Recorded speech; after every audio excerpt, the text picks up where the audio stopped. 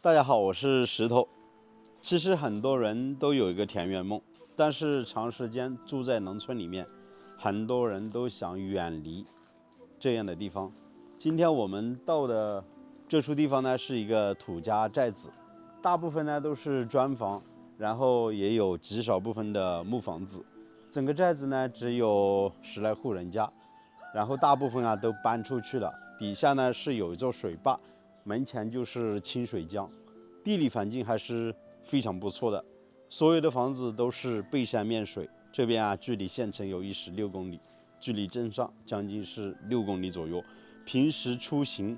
就在马路坐车到镇里面去买生活物资，挺方便的。今天我带大家看的这栋房子房东说了，只要给一点点的这个价格大概100块钱1个月就可以入住了。他说房子与其空着也是空着，何不如让人在这边给他代为打理。当然现在房东已经是外出打工去了，我们没有拿到这个房门的钥匙，没办法进去。今天只能从外面给大家看一下整个房子大概的情况。可以看到整个房子总共有3间，中间2扇门的位置是堂屋，两边都是卧室，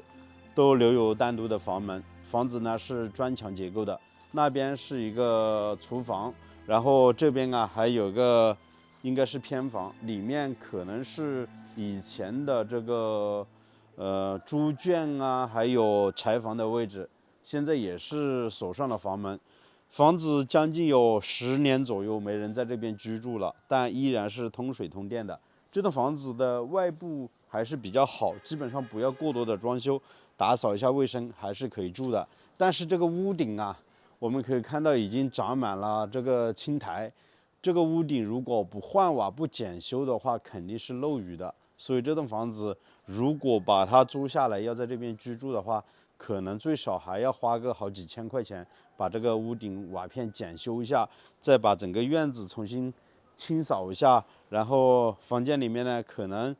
如果时间久还要做一个刮白，这样子住起来呢也是比较舒适、干净、卫生一些。当然，我觉得这栋房子在这里居住最大的优势呢，就是门前的清水江了。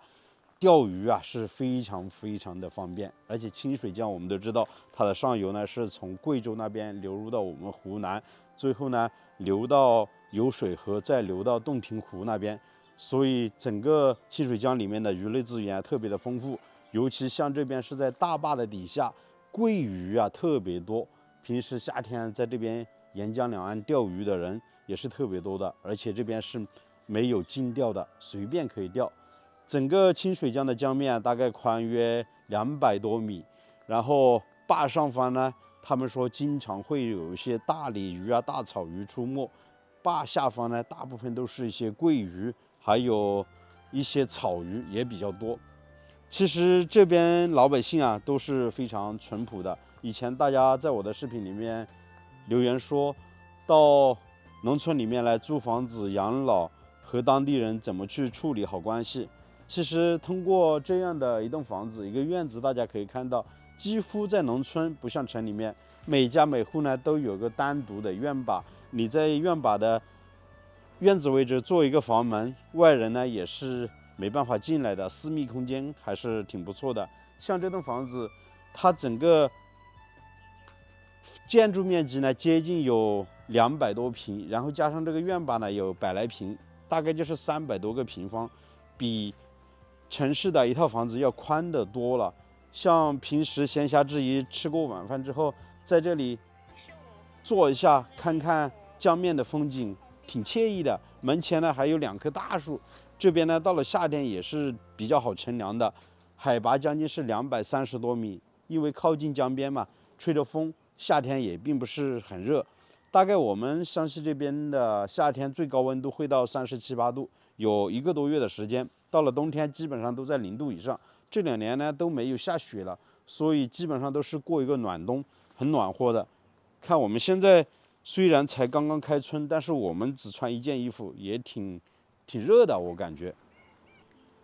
虽然打不开房门，但是透过窗户我们可以看到整个房间里面墙面都刮白了，但是那面墙呢也出现了裂缝，还是要适当的给它修补一下。里面呢有些床，还有些衣柜，基本上一些农村的以前生活的一些生活物品都还在的。这户人家呢也是重新建了房子，所以这栋房子呢基本上也不会回来住了，都是这样子给空着。这一间就是他们家的厨房了，将近有20多平，然后那边有3口柴火灶，还做了烟囱。背后呢是一面砖墙，整栋房子呢背后是靠着石壁，所以这边呢根本上不用担心这个泥石流的。但是我们也可以看到这些竹编啊，生长力特别的强，穿过这样的土层，已经延伸到房子的附近了。其实背后的山林挺宽的，住在这边养点鸡鸭，往山里面放养挺好的。然后房子的背后这个瓦片啊，都已经散落的特别多了，还是要检修啊，不检修的话也是没办法住人的。其实大家很多留言我也都去看了，只是有的很多嘛，没有时间给大家一一做解答。大家都说石头总是去拍农村的一些破破烂烂的房子，看着都可怕，不敢居住。可能每个人想法不一样吧，确实，如果到农村来养老居住的话，需要一定的胆量。其实每栋房子都有故事，对不对啊？然后房子长时间没人居住，就显得特别的静，有的甚至于显得静的可怕。比如说我拍了很多房子，都是独门独院，整个山头就独一户，像那样的房子，可能到了晚上真的不敢住。但是石头胆子好像还比较大，所以每次拍房子，里面能进去的有些什么的，我都会拍给大家看。但是像这栋房子确实没办法进去了。其实通过它的整个外墙装修，我们也可以看到整栋房子还是挺怪异的。为什么说呢？看整个房门所采用的都是红颜色的油漆，像我们湘西这边基本上是黑白为主，因为以前的木房子刷的都是桐油，都是黑色的。像这样的红房子，红色的这个房门基本上是非常少的，包括这边厢房全部都刷的是红颜色的油漆。还有这个我也说不来这是什么，像一个窗户吧又不像，然后你说是房门吧它也不像，它贴的瓷砖特别的怪异，这是绿的，这是黄的，你看交叉着这样子去贴这个瓷砖，而且是做了一个像门洞这样子的。他所想的是什么呢？看这个幕墙板全部都刷上了红颜色，其实给人的感觉有一种说不出的那种感觉，怪怪的。整个窗户看这些玻璃窗全部刷的都是红颜色的，包括这个玻璃上面都刷上了红颜色的这个油漆。但是好在这栋房子它的周边还是有邻居的，距离邻居呢也就10多米。如果在这里居住可怕的话，比如说比较怕的话，还是可以和邻居交流，并不是单独的一个人在这边居住。这个窗户也是贴上这样的一个瓷砖，很怪，特别的怪哦。其实门前的景色还是挺不错的，大家可以看一下，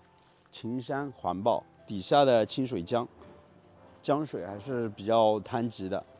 坐在这个位置就可以看到江面的风景了。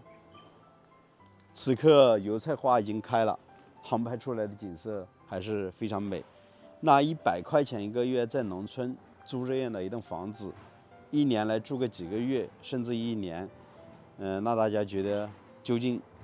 划不划算呢？欢迎在视频的下方评论留言。好了，我是石头，喜欢的请记得点个订阅，我们下期再见了，拜拜。